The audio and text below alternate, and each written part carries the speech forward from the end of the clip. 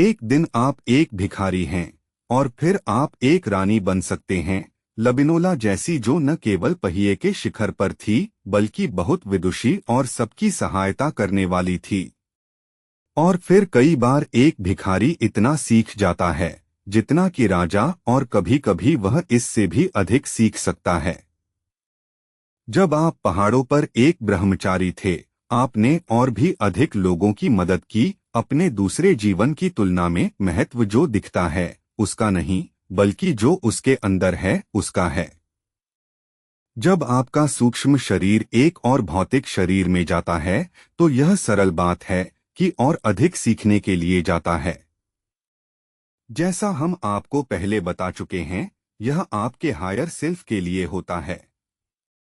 यह निरंतर शुद्धि की प्रक्रिया है जो भिखारी के शरीर में भी उतनी ही प्रभावी हो सकती है जितनी राजा या खदान के कर्मचारी के शरीर में।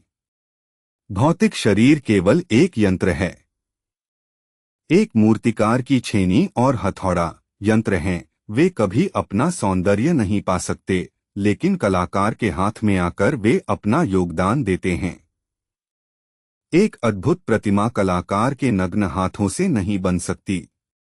हाँ, आपको यह मुख्य बात हमेशा अपने मन में बसानी चाहिए। एक सूक्ष्म शरीर सभी मामलों में ब्रह्मांडीय नियम के अनुरूप होना चाहिए और जितना संभव हो प्रकृति का पालन करना चाहिए। यह सबसे तेज गति से अंतिम उद्देश्य को पा सकता है। इसके साथ थाओरी अपने स्थान पर विराजमान हो गए और हम अपने पर। मेरे डोकों में रहते हुए ही सूर्य अस्त हो चुका था, पर उन्होंने यह समझाना आवश्यक नहीं समझा कि जो प्रकाश हमें कम से कम 15 मीटर तक देखना संभव कर रहा था वह क्या था।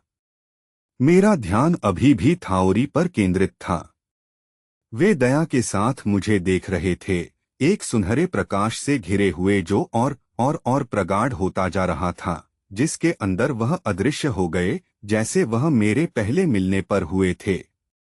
इस बार ताओ ने प्यार से अपना हाथ मेरे कंधे पर रखा और मुझे अपने पीछे चलने को कहा। वह मुझे डोको के प्रवेशद्वार तक ले गई और एक क्षण में हम बाहर थे। घना अंधेरा था और कहीं कोई प्रकाश नहीं था सिवाय प्रवेश द्वार के ऊपर।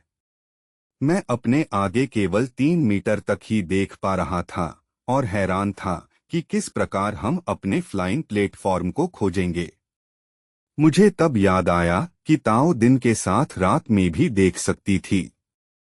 मैं इसका प्रमाण देखने के लिए उत्सुक था। किसी सामान्य पृथ्वीवासी की तरह मुझे प्रमाण चाहिए था। वह तुरंत ही दिया गया। ताओ ने आराम से मुझे उठाया और अपने कंधे पर बिठा लिया, जैसे हम पृथ्वी पर अपने छोटे बच्चों को बिठाते हैं।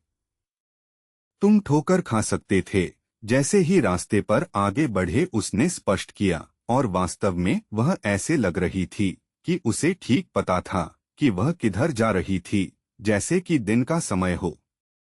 थोड़ी ही देर में उसने मुझे लतीवोक में बिठा दिया और खुद मेरे पास बैठ गई।